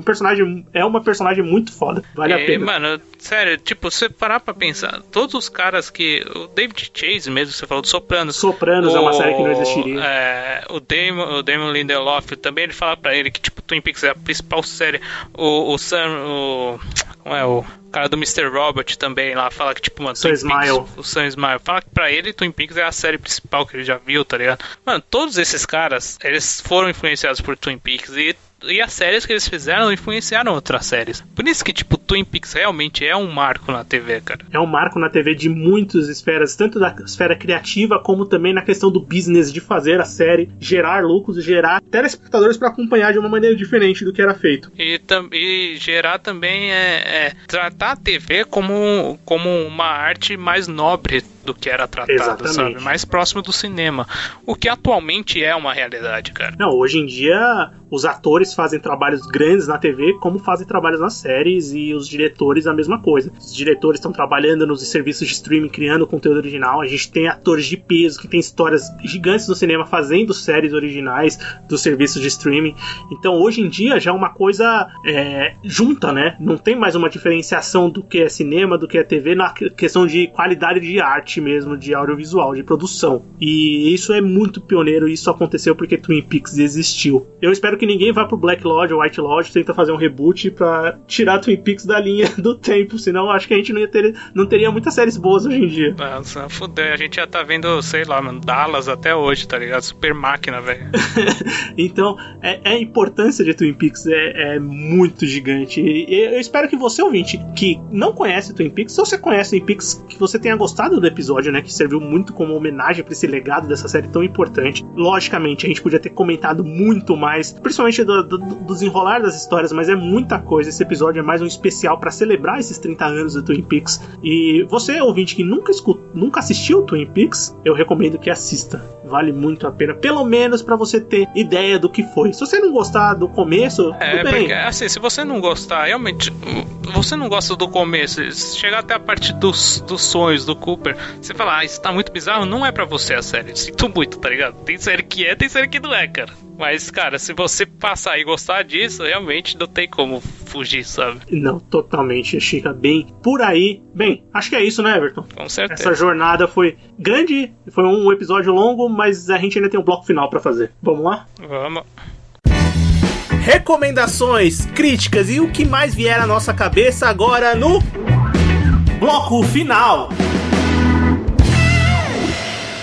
Muito bem, bloco final do Sofaverso, onde a gente vai agora comentar alguma coisa que a gente consumiu na semana, seja por audiovisual, televisão, filme, ou escutou uma música, assistiu qualquer outra coisa, leu um livro, enfim, o que você quiser comentar aqui no bloco final, a gente vai fazer agora, trazer pra roda, trazer pros comentários. Everton? Uma coisa que eu assisti foi uma série que a gente tinha comentado no nosso calendário de maio, se não me engano. Isso. Que é A Noite Adentro, né? Into the Night, que é uma série nova na Netflix, produção belga, né? De 6 capítulos, cara. E, mano, é muito, muito legal, cara. É um clima bem Lost, tá ligado? Bem, tipo, dos caras... Não uma mistura de Lost, de Walking Dead, que é tipo, os caras numa situação merda, tá ligado? E tendo que se virar. É bem interessante, com um mistério bem grande em volta, tá ligado? É legal a série. Ela é bem produzida, ela tem uma história que você fica vidrado, e o bom que são episódios curtos, né, cara, são 35 minutos e 6 episódios, tipo, você assiste rapidinho, cara, é uma recomendação bem legal, cara. A gente comentou exatamente no calendário de maio, e era uma das séries que a gente comentou naquele calendário que tinha mais interesse dos 3 que gravaram, né, o Anderson, o Everton e eu gravamos naquele episódio, e os 3 ficaram interessados no plot da série, e fica a recomendação. E essa questão de episódios curtos é bem atrativa pra assistir, viu? É bem atrativa. E a única coisa que olha, como eu falei, eu estava consumindo muito Twin Peaks nos últimos meses, então eu continuei consumindo muito Twin Peaks, e uma coisa que eu consumi também, que eu assisti, foi um filme do David Leitch, que é o Veludo Azul, que acho que é a única coisa que eu assisti fora de Twin Peaks nos últimos tempos. E fica aí o meu comentário, é um filme que ele foi lançado em 1986, é um filme protagonizado pelo Kyle MacLachlan também, ele vive pelo Jeffrey Belmont, e vai contar a história quando o pai dele sofre um acidente, ele tem que voltar para uma cidade do interior, coincidência essa parte, e essa cidade interior ele começa a se envolver numa trama criminal que envolve a Dorothy Valens, que é uma cantora noturna ali da cidade, e a partir daí ele vai ter um triângulo amoroso entre ele